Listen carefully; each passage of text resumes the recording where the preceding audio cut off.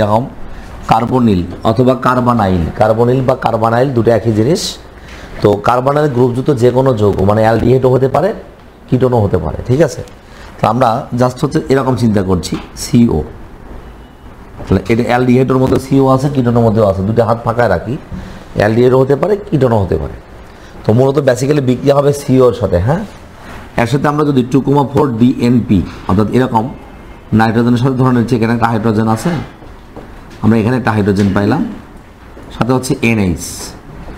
তাহলে NH এর সাথে আমরা যদি হচ্ছে এরকম জৈব একটা যৌগ যোগ করি, এটা হচ্ছে NO2 হবে, আর এখানেও NO2 হবে।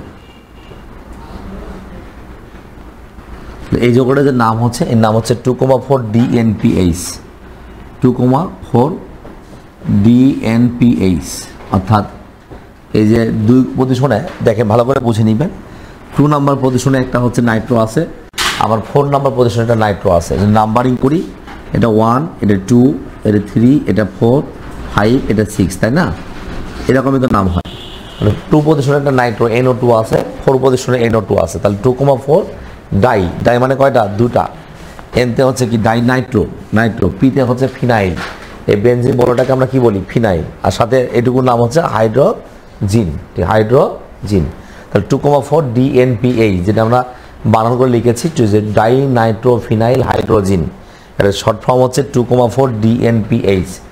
এর সাথে যদি বিক্রিয়া করে তাহলে আমরা বলছি হলুদ বর্ণের অথবা কি কমলা বর্ণের অথবা কি বলছি লাল বর্ণের। তো এরকম অংশটুকু বের হয়ে যাবে এখান থেকে, স্যার। তো এই অংশ যদি এখান থেকে বের হয়ে যায় তাহলে কী আকারে বের হবে? পানি আকারে বের হবে। তো পানি আকারে যখন বের হবে তখন দেখেন কার্বনের দুটো হাত ভেঙে গেছে আর নাইট্রোজেনের দুপাশে দুটো হাত ভেঙে গেছে। তো কার্বনের সাথে নাইট্রোজেনের একটা তখন কী হবে? বন্ধন তৈরি হবে। কার্বন ছিল এই পাশে এরকম থাকবে, কার্বনের সাথে নাইট্রোজেন দ্বিবন্ধন হবে, আর এই নাইট্রোজেনের সাথে যে অংশটুকু যেরকম ছিল সেম একই যৌগ থাকবে, এরকম হবে। এখানে হচ্ছে NO2 হবে, স্যার এখানে NO2 হবে, আর যোগ তৈরি হবে হচ্ছে কি? পানি। অধক্ষেপ তৈরি কেমন করবে? এই অধক্ষেপের বর্ণ কেমন হবে? হলুদ বর্ণে, কমলা বর্ণে অথবা কি বলছি লাল। তাহলে হলুদ হতে পারে,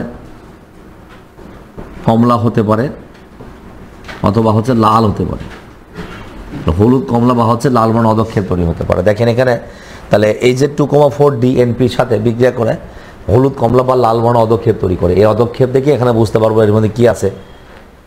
অধক্ষেপ দেখে বুঝতে পারবো কি আছে এর মধ্যে, হয় অ্যালডিহাইড আছে না হলে কিটোন আছে, অর্থাৎ কার্বনিল গ্রুপ আছে কি না এটা আইডেন্টিফাই করতে পারবো এই পরীক্ষার সাহায্যে।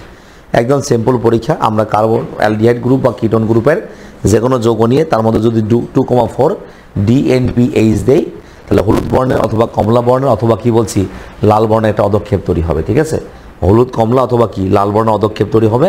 এই অধক্ষেপ দেখে বুঝতে পারবো এর মধ্যে কি আছে? কার্বনিল গ্রুপ রয়েছে। তো অধক্ষেপ দেখে বোঝা যাবে এর মধ্যে কি আছে বলেন তো? কার্বনিল গ্রুপ রয়েছে। তাহলে কার্বনিল গ্রুপ শনাক্তকরণ পরীক্ষা খুবই ইজি, এবং এই পরীক্ষার সাহায্যে আমরা একটা উদ্দীপক দিয়ে একটা প্রশ্ন সাজাবো যেটা আমাদের পরীক্ষায় আসতে পারে, হ্যাঁ। এটা মাথায় রাখবেন সব।